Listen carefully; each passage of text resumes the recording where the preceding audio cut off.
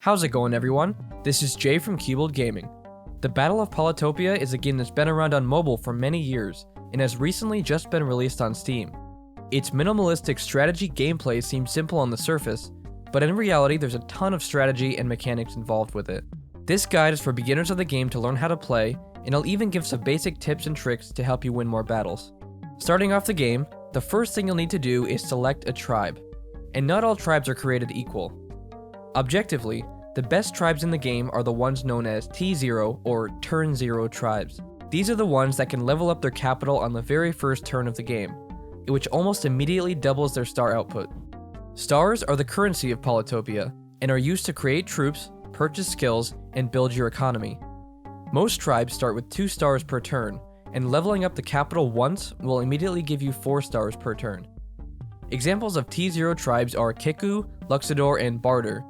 These tribes are some of the best in the game, and I highly recommend starting as one of those. Every tribe is viable, but some of them lack resources and are slower to build economies.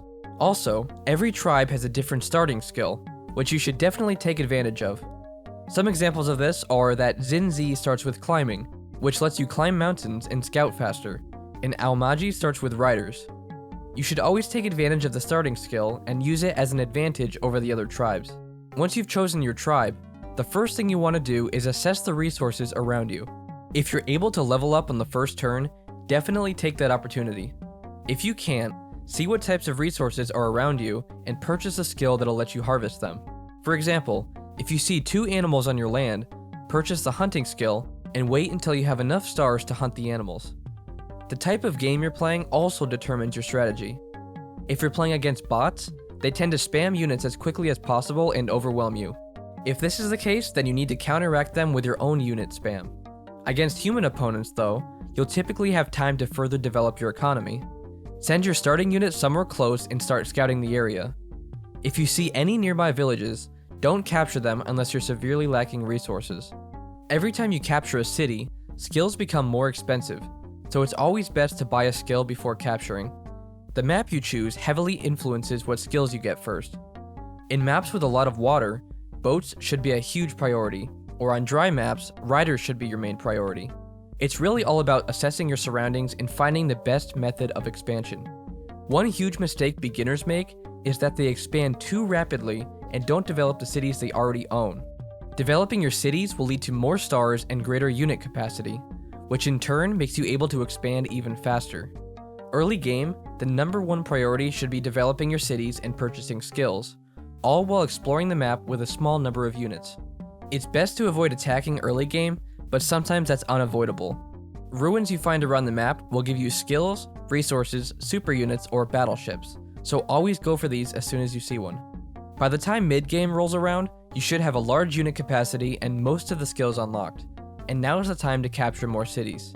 Every city you own should have at least one defensive unit guarding it, and then you should focus on harvesting the resources on your land and connecting the cities using roads. You can even connect cities across bodies of water by using docks, and you can put custom houses next to docks for even more stars. By the time you start fighting heavily, you're going to need a good economy to support the creation of more troops. Don't just spam one type of troop either. You should have a well-balanced army with a good combination of attackers and defenders. Place your heavier units like swordsmen in the front, and support them with ranged attackers behind them. Knights are some of the most powerful units in the game since they can keep attacking if they kill an enemy on the first hit.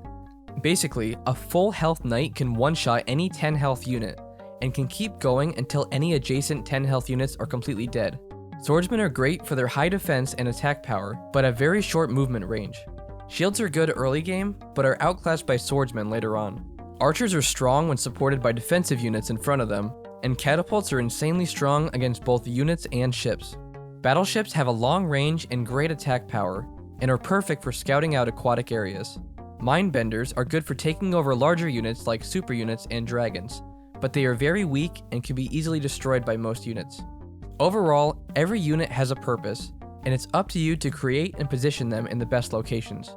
Probably the best tip for beginners I have is to never forget to develop any cities you take. The more stars you get per turn, the more units you can send out to fight.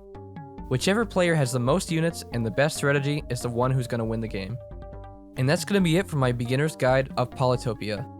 If you enjoyed this guide, please like the video and subscribe to Cubold Gaming. If you'd like to see more Polytopia videos, please let me know in the comments. Thanks for watching, and I'll see you in the next video.